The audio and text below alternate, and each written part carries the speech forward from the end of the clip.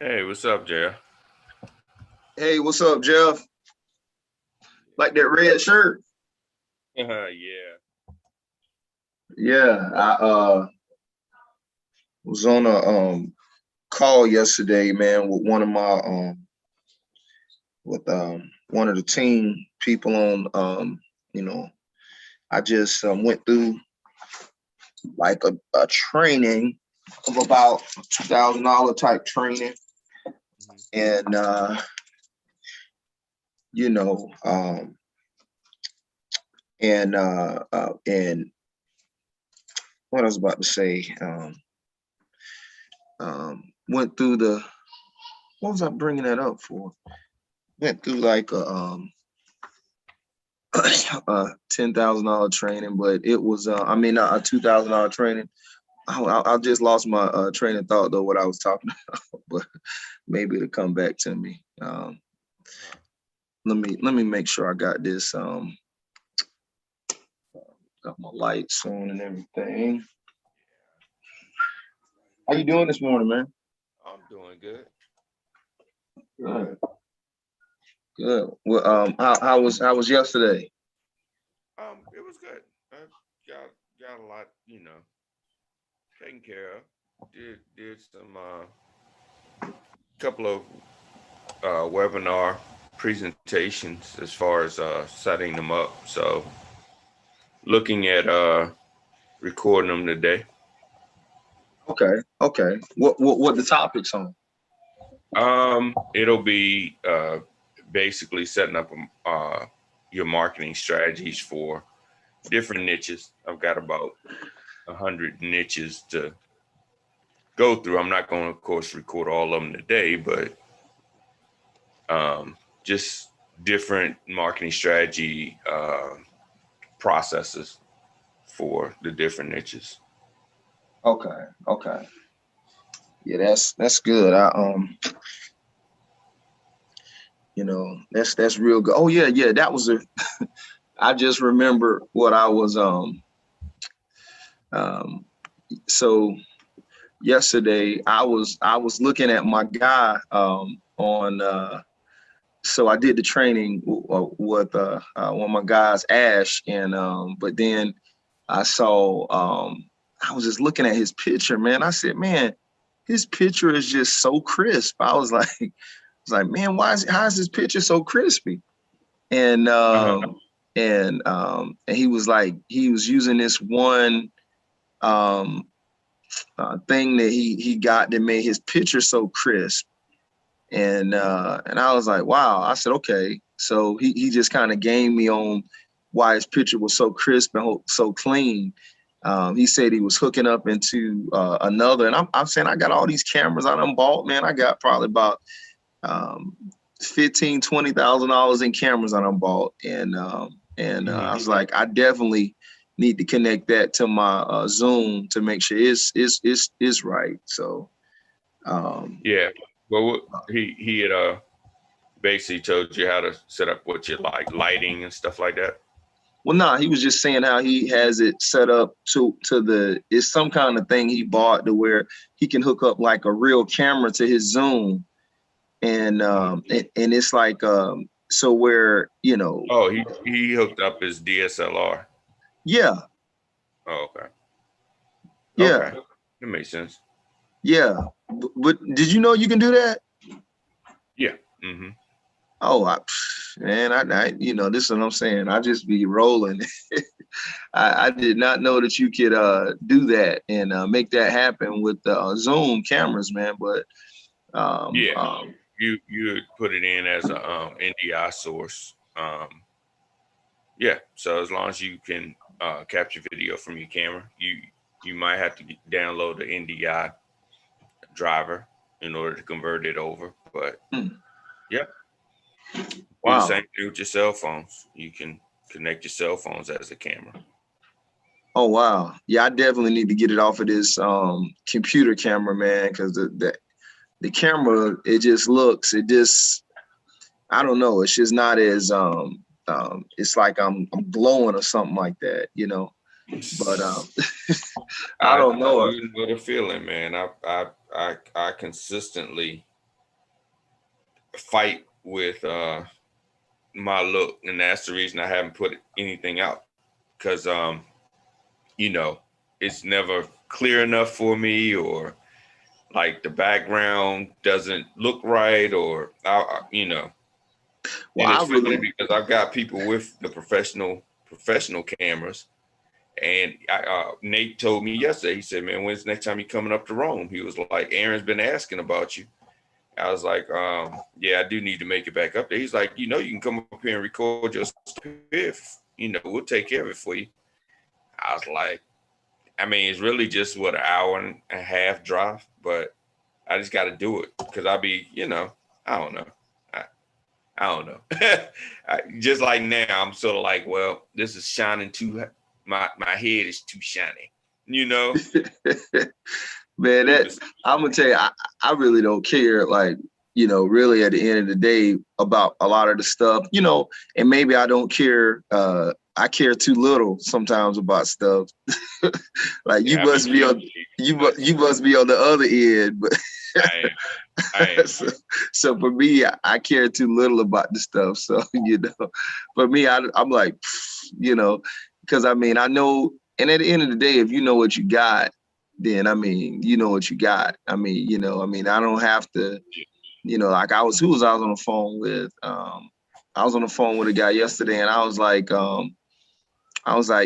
hey, I'm not, I never have ever tried to sell somebody on what I know or who I am, and when I think about it, anytime I've ever felt like I was doing that, I sit back and I'm like, what are you doing? Why, why are you having to try to sell yourself to, and I Yeah. get it, I mean, we all have to sell ourselves, but it shouldn't be, and it shouldn't be no hard sell, and you should be able to, if people, explain what you do, be clear and concise with what you do, explain who you are, what kind of problem you're solving from them, and either they want it or they don't, you know what I'm saying? I'm like, as a matter of fact, I prefer sometimes to get to a quick no with somebody in order to, go from there instead of rolling with people and they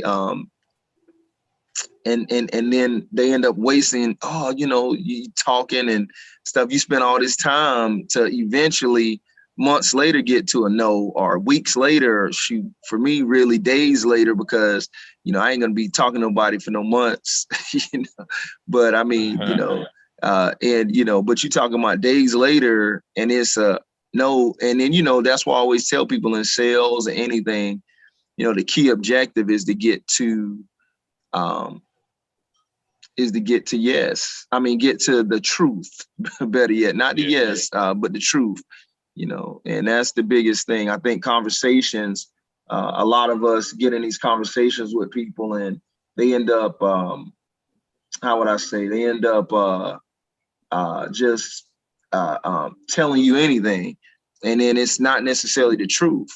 So, for me, I look at, how soon can you get to the truth and understanding the truth on whatever that is.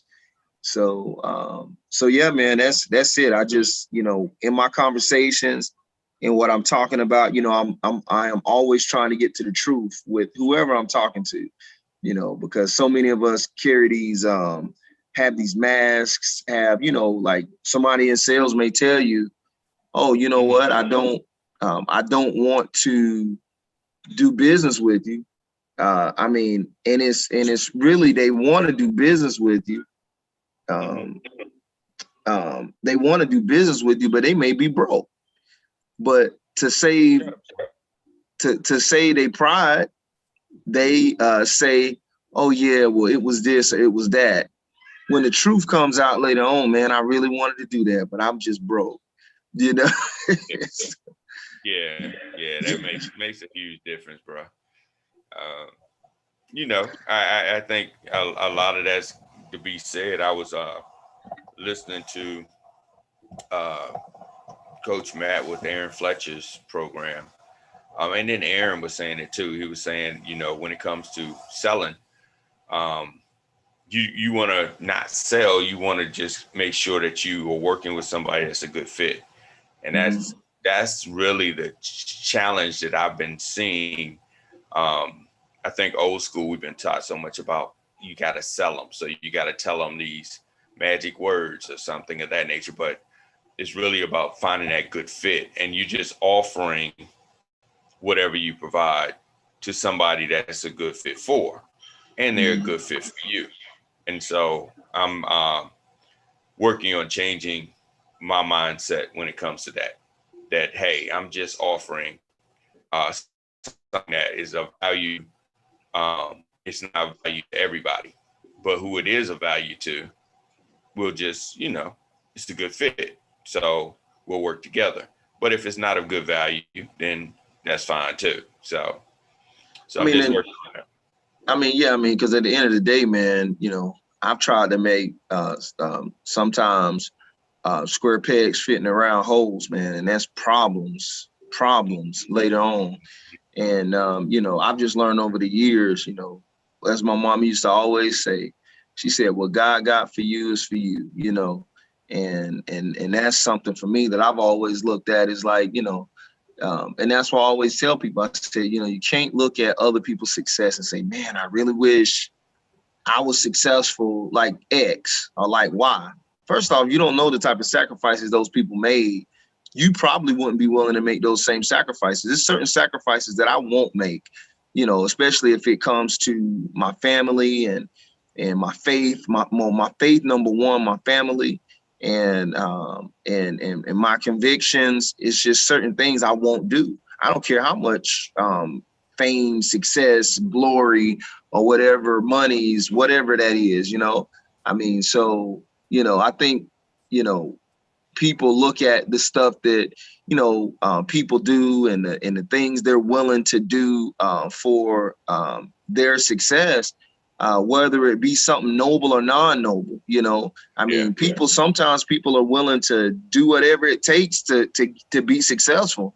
And if that means their faith, their family, their morals, and that's just, for me, that's just something I'm not willing to do. And I got a record deal when I was like young, got my first offer to go in, so put it like this: we got the first offer for a record deal. I didn't actually take it, but they wanted, they wanted us to quit school and like get tutors and stuff. And so that wasn't something my parents was like, that's not going to happen. And so, thank God they did that, because the sacrifices, I would have never played football. I would have never met my wife. You know what I'm saying? I mean, my life would have ended up totally different. And the same thing, I've gotten offered like record deals like my whole life. I mean, when I was in high school, when I was in college, after college and stuff, in the church, you know what I'm saying, getting offered record deals and stuff, and for me, like when I was younger and, playing football and having a look and, things like that, they wanted, like take your shirt off, dance around the stage, all this kind of stuff like this. And that just was not something I was willing to do for the things that they were saying. I just wasn't willing to do that. It wasn't that important to me. I didn't, like in singing, to me, to a lot of people, it was like, that was the thing, that was a life thing. And I guess, at the end of the day, if that's, maybe if it was more, I guess it was more important. I don't know, but I just didn't, but I don't think anything to me was more important than really, my morals and the things that I felt were right. And to each his own, but for me, I just didn't feel like that would have been the thing for me to pursue. So, and that's the thing, man. I think you gotta, when you look at these people and their successes, like look at somebody like Beyonce, for example, man. I mean, she sacrificed her entire life, a lot of the other areas of her life that she would have been able to have to pursue music in the way that she did. And I mean, so it was a lot of stuff that she didn't have the opportunity to experience because, she was full into music stuff. And you look at another cat like Usher. I mean, Usher been in the game ever since he was a kid, So, I mean, a lot of the stuff that they got to experience other things, but a lot of the stuff in life they didn't get a chance to experience because they never took a normal path. And so, so they missed out on things. They got a lot of other stuff, but they missed out on things. And so, and it's just really, you look at somebody like Michael Jackson, right?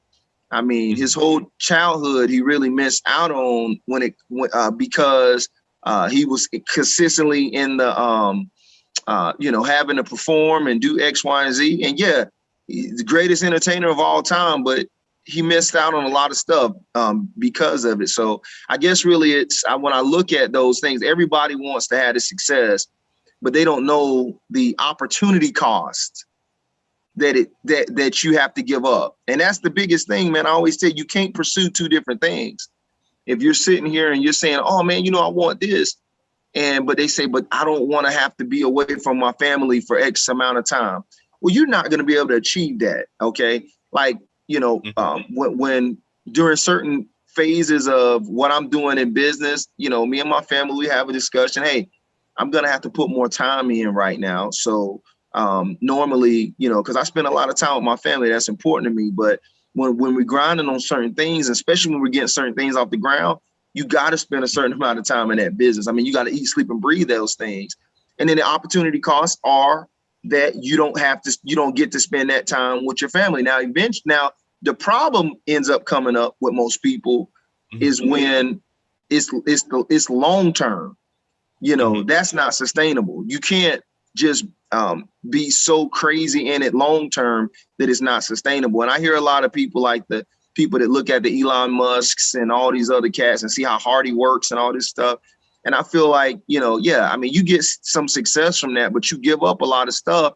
And I feel like you can do it a better way, especially if you're just grinding away and you're not in a lane of something that you really do well. So, but anyway, that's, those some of the thoughts I think about, man. Opportunity cost, man. When we want the success, but we don't realize the cost that it takes to get that success. And the biggest thing with the opportunity cost is the cost that we can't pursue something else, whether it's, more time with our family, more freedom, whatever the case is, those are some of the biggest things I see. Yeah. Well, I mean, really, it is drilling down and finding out what you really want. And I think that's one of the hardest things to do. We look at other people's success, other business success, and we bucket it into something that may or may not be considered the true success. Like, for instance, I was just thinking about that this morning. When it comes to, let's say, a business success, you're saying, okay, I want to make X amount of dollars, X amount of, dollars in revenue and profits. And that's good. That's good. That's great. But why do you want to do it? Like you were saying, you can make all that money, but then have no time to actually enjoy it. So yeah, on paper, you're let's say a millionaire or a billionaire. I was looking at, they were saying Oprah Winfrey's schedule. And to the average person, yes, you could be Oprah Winfrey, but are you willing to get up at 3 a.m. and have makeup at 4 a.m. for an hour or two, and then go here and be in meetings and be on sets and all day, and then go home and, you're smiling for the camera, but it's a job. You might be at an event and you may be there waving and smiling, but you're doing it for the camera and you're tired and you don't feel like it. And, like I was listening to what they were saying about supermodels, how most supermodels shoots are in the morning, like the wee hours in the morning. And it's a lot of lighting going on and it's cold and they're in the, on the beach in the water in a swimsuit and it's freezing outside. But the shot makes it look like it's summertime and like it's beautiful. you know. Hmm. And yeah, you get the accolades of, yes, you look beautiful on the beach and looks like you're having a fun time and in paradise. But the reality is you're struggling. So I think that understanding the true underlying um, line of success is important.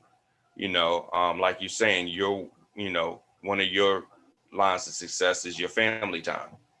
Um, and lifestyle is something that is being more and more talked about now, but it wasn't something that was talked about before. Of you make all this money to have a lifestyle that you enjoy. Um, but if you're making all the money and all you're doing is working, are you really successful or are you just rich? And I think that's why you see people that have a lot of money that look depressed and miserable, and you're like, why? I mean, how are you depressed and miserable? You have all this money.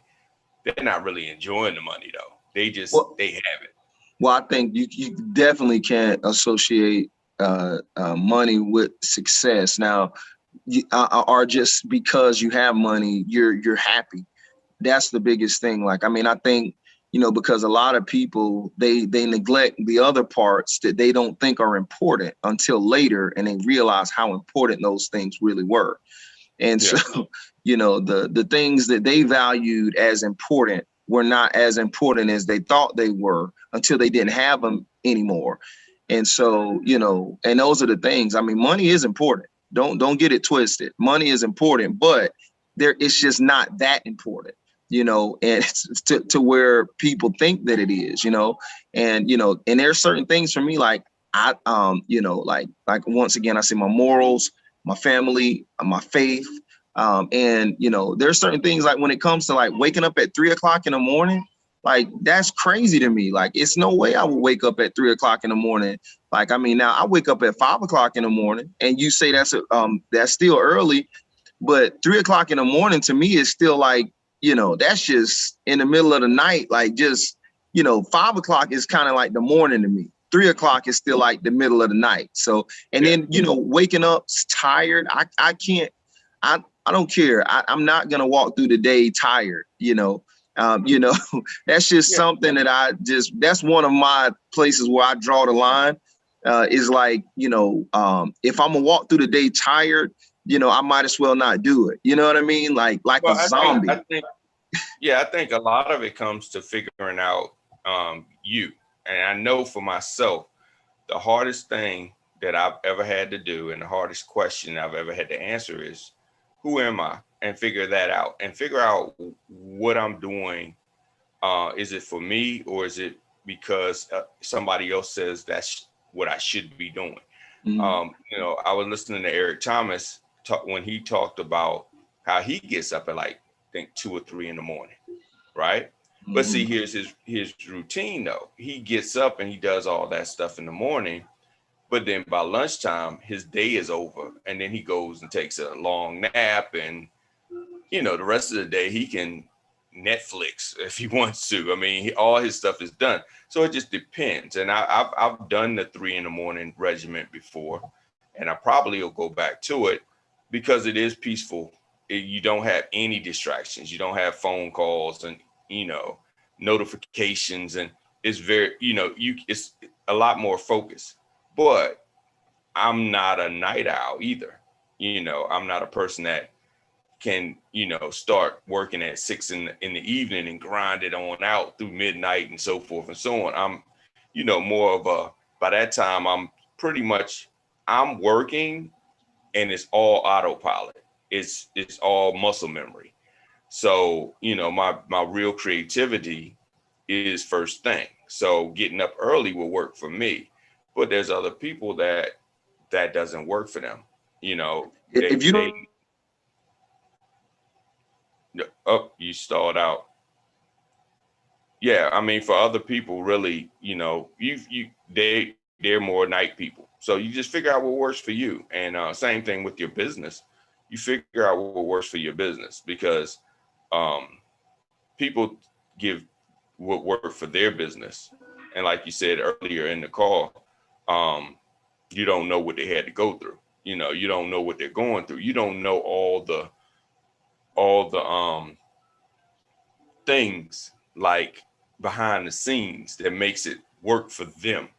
Mhm. You so Yeah, that's no, I mean, like I was saying, if you don't go to sleep, you're not gonna get up in the morning. And for me, I don't, depending on, I mean, if I don't get in the bed at a certain point in time, I'm not waking up at 5 a.m.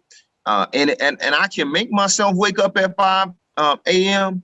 But would I sacrifice the opportunity cost, or to sacrifice not having enough, not be fully energized when I get up? Like, I'm not willing to wake up at 5 and be zombie-like for the rest of the day because I didn't get my behind in the bed at night, right? So, people yeah. are like, hey, and a lot of people that are in the military, they're used to popping up and saying, oh, you know what, I'm up, and I have to get here because of they got to do duty or whatever the case is. And so they kind of built that into their body and their habits. But for me, like I said, I have always had the opportunity of working for myself after college. So, I can set my schedule, and really that's meaning that, okay, if I need to get into bed, I need to get into bed. If I'm trying to wake up at a particular time in the morning, and go from there. Now, it comes times like, I wake up, if I have to wake up at 3 o'clock and I need to pray, like those are times, like, I mean, and those are, occurrences that I will definitely do. But, I think it's just like to have that baked into my habits, or have that waking up at 3 o'clock, like every day, or 2 or 3 o'clock every day. Like, that's just not feasible for me. And that would be like a nightmare. Like, to me, that would be like a nightmare. Like, that's the thing. I do believe, there is a definite thing to waking up early, but it's kind of like, how early is too early, right? And Well, I mean, I think, like I said, everybody figures out what works for them, you know, and you need to document what your values are, what's important to you, mhm. and then what things are you doing that's geared toward them or away from them, and a lot of times when you have like coaches and mentors, they'll tell you that. Um, First thing is to know exactly what's important to you. And I feel, and this is just me speaking for myself, but a lot of times you don't know what's important to you. You know what everybody else tells you is important. You know, I think the hardest question I was asked by my nephew one time was, he asked me, what do I like to do? And you would say that would be an easy question, but it wasn't, because everything that I was doing was centered around somebody else. And everything that I named was something that somebody else liked to do that I just did with them. When I really had a good chance to think about it, was it something I like to do? Now, I didn't mind doing it, but was it something that, I like to do? Now I've kind of nailed down. I like cars. I'm into cars. Um, I'm into watches. I'm into certain things, but I am very conscious of what I'm into, and I try to make myself aware of that when it comes to it, and what I'm not. And then, even when it comes to the habits, there's certain things that books and experts will tell you you should be doing this, and people follow it because the expert says to follow it, but it just doesn't work for me. And, one of the things I try to keep in the back of my mind, at the end of the day, when you're on your last breath and everybody writes your eulogy, and they come out and they say, oh, this person was this, this, and this, you might have a beautiful thing on paper and had a miserable life. And there's a lot of people out there like that. They have Yeah. all the accolades in the world on paper, but day to day, they have all the money in the bank. They have all the toys in the world. They have all the eye candy on their arm. They have all the things on paper, but in the middle of the night, they're crying in the dark because they're miserable. And it's because they're living for everybody else, and they really don't. And it's baked into our culture, and they don't even know what they like. They don't even know why they're doing half the things they do. They just do it. And like you were saying one time, we had a conversation a long time ago, that you're good at a lot of things. And so they do it because they were good at it, but not because they really enjoy doing it. And I think that that's very important to kind of figure out who you are and what you like, because a lot of the stuff you think is you, but it's only because you've been told that's what you're supposed to be from the time you was born. And so you just grew up saying, oh, well, for instance, like money. Let's just talk about being a millionaire. And I know we both ramble, so excuse me while I ramble. But being a millionaire, I used to want to be this Forbes millionaire on Forbes list and so forth and so on. I'm in top 10 in the world, richest people, until I started listening to some of their documentaries. And I was like, is that really a life I want to live? Now, mind you, I want to have enough money to have a lifestyle that I like to live. I do understand being broke ain't no fun either. You know what I'm saying? Not at all. But it's a place in between. I think. Yeah. I think everybody, they, I always tell people, I'm like, nah, you may not need to be a millionaire. What do you, like, first off, like, do you understand how much money that is? And personally, it's one thing to, and it's different definitions of what that means. Is it your net worth? Is it you got cash in the bank, and all those things. But even so, it's not like everybody needs that. I mean, I've never wanted, go ahead. No, go ahead. I said, I've never really wanted, I've never ever really done anything because of anybody else. Well, especially when I was young, and in this period, I've never did anything. I was kind of different, I was definitely a different person. Yeah. But we all desired some of the same things. We all want to be, want to be liked, want to be loved, want to care for people, want to have people care for us.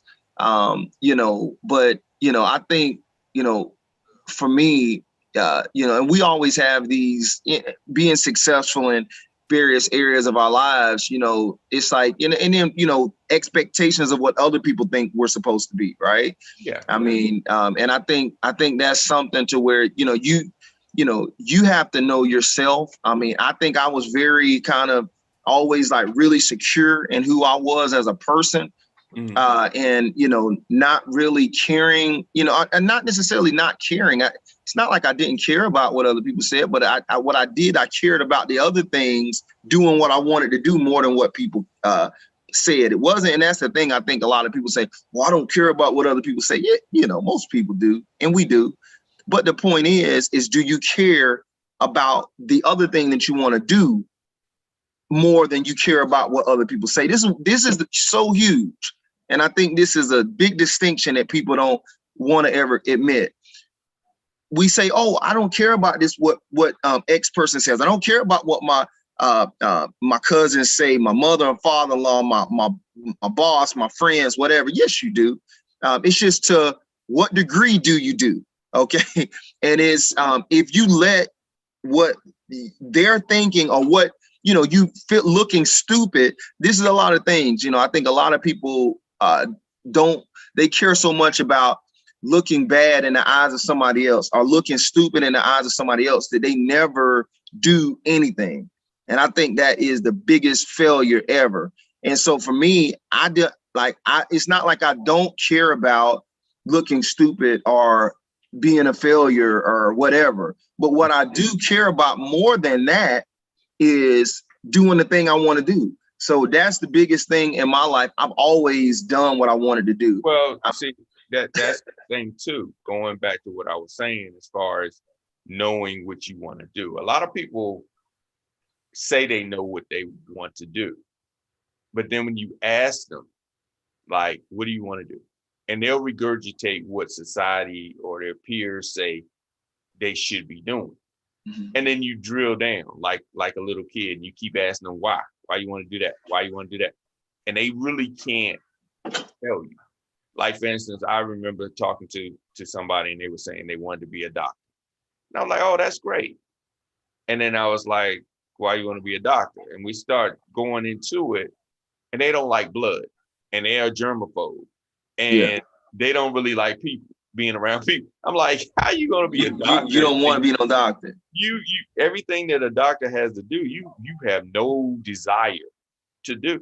And it's like, do you want to be a doctor, or do you really just want the praise of people saying, oh, you want to be a doctor at such a young age? Oh, that's so ambitious. You know, honestly, you're not doing anything to make anybody think that you really want to be a doctor. You just like the pats on the back for being young and saying you want to be a doctor. Yeah. You know, you don't even know what a doctor has to do on a day-to-day basis. And once you find that out, you probably don't want to do that. But now you done committed. Because now that you done told all these people expect you to fulfill that dream. All these people now are giving you all these resources to help you with your dream, your goal, and you locked yourself into something that you really don't want to do. I've seen that. A lot of my friends in college who went all the way up, got the degrees in biology, and went to do the little externship in the hospital and stuff. And they was like, I don't want to do this. And on my one friend had a scholarship to Emory full ride, and then say, hey, let me just work a little bit, before I go back. Ended up loving that work so much, never went to med school, and ended up getting an MBA. And end up going and doing some good things in the business world. But, at the end of the day, what I always say to people is like, if you got something in your heart, you know what I'm saying? Like, go do that, and I mean, and it's not all just that simple. Okay. But, at the end of the day, for me, it was always something I just did what I wanted to do, and there's certain things like, that, like I know what makes me happy. I know what makes me happy, and I know what doesn't. I mean, like I said, I know, like, even people going on vacation, like I love going on vacation, but not for what a lot of people think. I love going on vacation to rest, because I love, like I said, and that's something I think a lot of people, they go on vacation, and then when they finish with vacation, they need a vacation from the vacation they just went on. Yeah. Right. And I'm like, man, how you gonna go on vacation and then come back more tired than when you left? Right. Well, because you have to do all the things and take all the photos and social posts to show that you're doing it big on vacation. And some of that, if that's what you're into, that's cool. And some of that is for everybody else. You know what I'm saying? I mean, uh, a lot of people subconsciously do a lot of things for everybody else. And they don't even know that they're doing it because it's just becoming so natural to do. I mean, I know I hear, especially people that are in business, they regurgitate all the quotes, all the sayings, all the rituals and routines and habits, and they regurgitate it. And if you are versed in it, you know exactly where they got it from. You're like, okay, yeah, that was Jim Rohn. Okay, that was, that was Tim Ferriss. That was, and they regurgitate it, and they try to make themselves believe that's their thoughts. But honestly, you're like, that worked for that person and people like that, but it might not work for you. But you haven't taken the time to figure out enough about yourself to know what actually works for you. And that's what I started to look at for myself. I remember going through exercise. They said, when you set your goals, you should set your financial goals, and you should say, I want it to be this, and put a number to it. Put a number to it. How many million you want to make? Put a number to it. Well, that also puts a lot of pressure on you too. And you're shooting for a number without putting it into context. because you can make the money in a whole lot of different ways. You can hit that number in a whole lot of different ways. But will you be happy with what your results are once you get to that number? You know, so I started to look at beyond a number as far as in a bank account, a lifestyle. And the funny part is, at that time, I was living that lifestyle then. You know, I wasn't a multimillionaire, but I wasn't worried about bills. I had multiple toys. I had multiple assets. I could come and go as I please. I wasn't on anybody's clock. I literally could say, you know what, today I'm gonna fly out to Florida, and could do it. You know, Mm-hmm. I was living a millionaire lifestyle, but didn't know it because I didn't have millions in the bank. Well, that's the thing. I think that's kind of ridiculous when we kind of think about it. When I was graduating college, 3 6-figure job offers, down, not wanting that. I remember going overseas and playing. They ain't pay us hardly nothing like they paid people over here. But man, that was such, oh my goodness. I look back on that time in Europe, my and traveling all across Europe with my girlfriend at the time, who later became my fiance, who's now my wife. And we going all the way across the world and all these different cities everywhere. I mean, man, just living it up. Oh, where you? We gotta go. Like, let's go to Paris. Let's go to Austria. Let's go here. Let's go there. Yeah. And I look back, and man, like, we used to go. Where we gonna go? Let's go down to the place down here and get some food. Hey, let's jump on a train and be in Italy or whatever, right? Yeah. And all of these things, and I sat back and I was like, man, that's when life was so simple. It was before the kids, before all of this stuff. And man, and it was just like, I mean, and we was living like we was like just superstars, like, Yeah. like, and I sit back and I think about it. I was like, like, people, a lot of times we have these unrealistic type of fantasies of what we think. And I mean, it's just as anything, what we think of marriage, what we think of our businesses, what we think of our lives. And, it's very,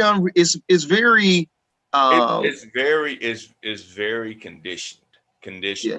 Because here's the thing, it's realistic to the people that it applies to, but if you indoctrinate it into your own life and that's not you, then it is unrealistic. And the problem is, we look at what people say it should be and what other people say it is for them and make it our reality when it's not really our reality.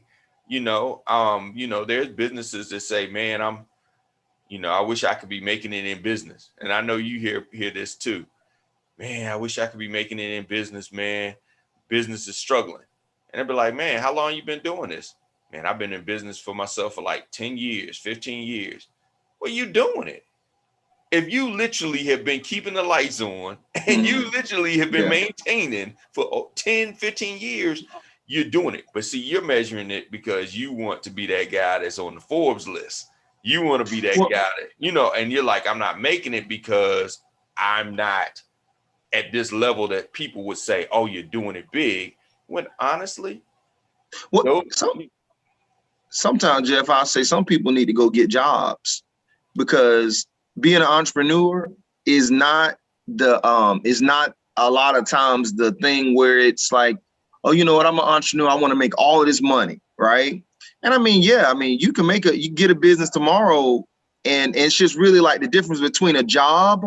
Some people, like I was saying, I was just talking to somebody on my team the other day, one of my colleagues, and I was talking to her, and I was like, yeah, I said, I said, there's a lot of cats out here, a lot of my friends and stuff. I mean, they making, I said, they making $1 million a year on a job, or, $500,000. And then when they leave, they don't have to worry about the business. Okay. So but it's a difference, I would say. Do you, like in what you, in what you want to achieve, or what you're looking at doing? The bottom line is that's the key, is figuring out what you want. Because here's the thing, whether you have a job, so they go get a job, they make six figures. Most people that get a job, make six figures, if they were to leave that job 3 months later, they're broke. You know what I'm saying? It's not sustainable. But there's people that have businesses that, if their business don't have any business coming in, 3 months later they're broke. It just depends on what works for you.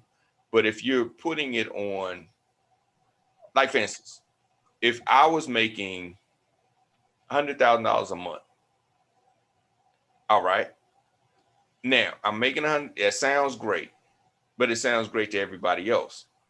I remember talking with a client before, and they were making six figures a month, but their expenses were close to six figures a month too. Mm-hmm. And they've got employees that are dependent on them. That's a lot of pressure. You know what I'm saying? I mean, I've got a client now, he makes six-figure deals, but you would think he'd be sitting on a beach somewhere. But it's like, yeah, but the length of time to get a six-figure deal and all the people that are depending on me in between that time, it's a lot to it. But on paper, everything sounds great. You just got to figure out what works for you and what you're willing to live with. Because here's the thing. I mean, honestly, if and I remember talking to the CEO, I'll never forget it. He said he'd been a CEO for many years. Say he hadn't taken a vacation in 10 years, making high six figures. But he says the only people that enjoy this money is my family. My wife. Correct. And that's crazy, man. I mean, me and my family, what's one of the things I love about, and the difference is with what I do and, and what I've always done with my family has been very important, is making sure that I take time off consistently, right? And go vacation and just take that time. That's important to me. And so I think that, at the end of the day, if you're making money and you can't enjoy it, that is such a horrible way to live. And so, and I just feel like, that's how a lot of the world is. They're working all hard and don't ever get to enjoy the fruits of the labor. Well, and that's just horrible. They're always told that's responsible. That's being responsible. Put away for a rainy day, things of that nature. Now there's a balance, but I have this conversation sometimes with my uncle, and we laugh and joke about it. He's very well off, and we always joke, and I'm like, okay, Uncle, you're at an age where you can sit back and enjoy the fruits of your labor. If you want that brand new Corvette, you can go buy it cash. Go buy it. I mean, you can't take it with you. You know what I'm saying? Sure. And when you die, your kids gonna show you how to drive a nice car, because they're gonna take it in your inheritance and go buy a nice car. Man, and then these people are better yet. The most, and I'll say this, like I said in closing, that I would say, think about it, man. The thing that I hate to see the most is when parents, they will make the excuse of the fact that they don't spend time with their kids because they're trying to grow the businesses so that they can leave something to their kids. But the kids didn't need that. They needed to have a dad, or they needed to have a mom, or they needed somebody in their life. And then, like I said, they said, well, I can spend time with her later. It's different spending time with a 20-year-old man than it is spending time with a 5-year-old little boy. The problem with that is life is about experiences, and some of the greatest experiences in life are when the children are small. And that's one thing my dad taught me, and I am very blessed that I have had the opportunity with my nephews and nieces to spend some great quality time with them while they're young. The problem is, once they get older and they're so conditioned to you never spending time with them, now you're older and you want to spend time with them. And let's be transparent. You're still being selfish. Now you old, you can't work anymore. You want somebody to spend time with because you want somebody to talk to because Mhm. you by yourself now. You Mhm. lonely. You know what I'm saying? And your kids are like, why am I going to talk to you now? We ain't talked in 20 years. Why start now? You see what I'm saying? Exactly. And so, the thing is to be able to be at those ball games and be at those recitals and be at those graduations and be at those special events. That's important not only to them, but it's important to you because that's something you do take with you when you die. Those memories are something you do take with you. The money you can't take with you, the possessions you can't take with you, but the experiences, those are with you. And so the thing is, like I said before, when we start looking at what everybody else says is important, we miss what's important for us. Now, if your kids aren't important to you, be honest with yourself. I mean, some people don't like their kids. Let's be real. Some people, their kids aren't that important to them, Mhm. Yeah. but that's fine for them. Um, but understanding if you're doing it for your kids, in my assessment of it, it's better for you to show your kids how to fish with you than to die and give them a whole bunch of fish because they're going to eat those fish up quick. Now, if you show them how to fish, not only are you bonding with them, building quality time with them, you are giving them the tools needed for them to sustain for the rest of their life and pass it on to their kids. That's one of the things that we don't do very well. We we look at we pass on possessions, we pass on money, but we don't pass on skills. Mhm. We used to, back in the days with trades, they used to pass on. If your daddy was a carpenter, you're a carpenter. You know what I'm saying? And it was Mhm. just family business. It was passed down. Nowadays, they don't do that as much. You just tell them you're going to be this, or this is what success looks like. Go figure it out. And like I said, if you're doing it for your family, if you can find a comfortable balance, you know, like for instance, and then I'll end that. But for instance, I know some people that got almost a year's worth of vacation time. Why? You know what I'm saying? Yeah. Why? Because if you ever leave, if they ever let you go, they are not giving you back that vacation time. Well, Mhm. they are because they let you go. So you got all the time in the world now, you know. But why have a bunch of vacation time to tell people, oh, I got X amount of months in vacation time? I haven't taken vacation in like 5 years. You know what I'm saying? Yeah. And I mean, and like I said, it just all depends on what's important to you. So I would say, really, in closing, man, do what's important to you because it's important to you Yeah. and nobody else. Yeah. So, so yeah, man, that's it, bro. It makes sense. That's a good